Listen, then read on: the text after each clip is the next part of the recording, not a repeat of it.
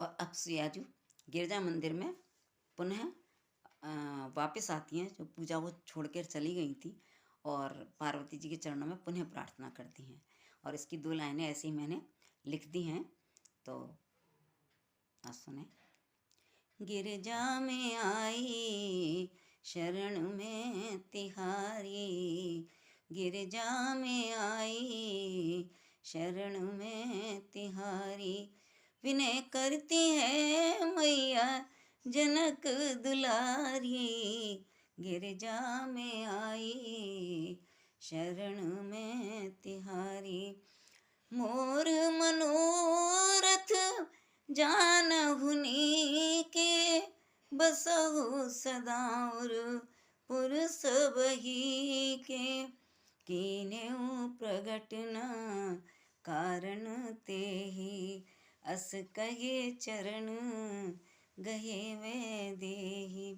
और सियाजू कहती हैं पार्वती जी से कि आप मेरा भी मनोरथ जानती हैं और सारे मिथिलावासियों का भी मनोरथ चाहती हैं। इस समय सबका एक ही मनोरथ है, तो इसलिए मैंने आपसे मुँह से तो मैं कुछ नहीं कह रही हूँ, लेकिन आप मेरे मनोरथ को पूरा कीजिए। और ऐसे कह के वो उनके चरणों को कस के पकड़ लेती हैं। और जब पार्वती ने ये देखा कि सियाजू ने पूर्व समर्पण मेरे चरणों में कर दिया, उनकी ऐसी विनय देखकर और उनका ऐसा प्रेम देखकर कि वो राम जी का वहाँ से वरण करके लाई हैं और ये मुझे आके बता भी रही हैं अपनी बात, तो गिरजा प्रसन्न हो जाती हैं। और प्रसन्न होकर जैसे वो देखती हैं तो उन्हें लगता है कि राम तो उनके भी इष्ट हैं और पार्वती सियाजू इस समय उनकी शिष्या जैसे हैं। तो दोनों को देखकर उनके जो हृदय पर जो माल पड़ी हुई है उनके गले में, वो अचानक खिसक कर सीता जी को अर्पित हो जाती है। और सीता जी उस माला को उनका गिरजा का आशीर्वाद समझकर वहाँ से अपने पास उसे स्वीकार कर लेती हैं। और पार्वती जी फिर उनको आशीष भी देती हैं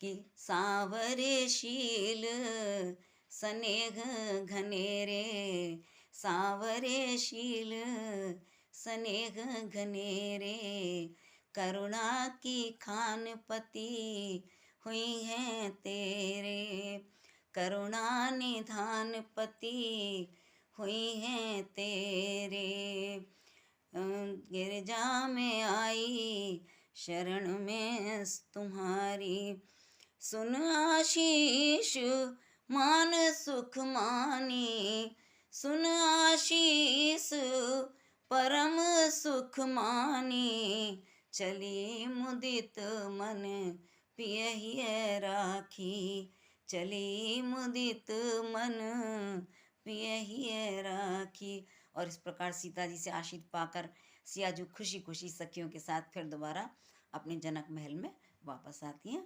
और ये प्रसंग यहीं पर विश्राम लेता है पुष्प वाटिका का। और फिर अगली बार हम कहीं फिर किसी मोड़ पर फिर से मिलेंगे। जय सिया राम।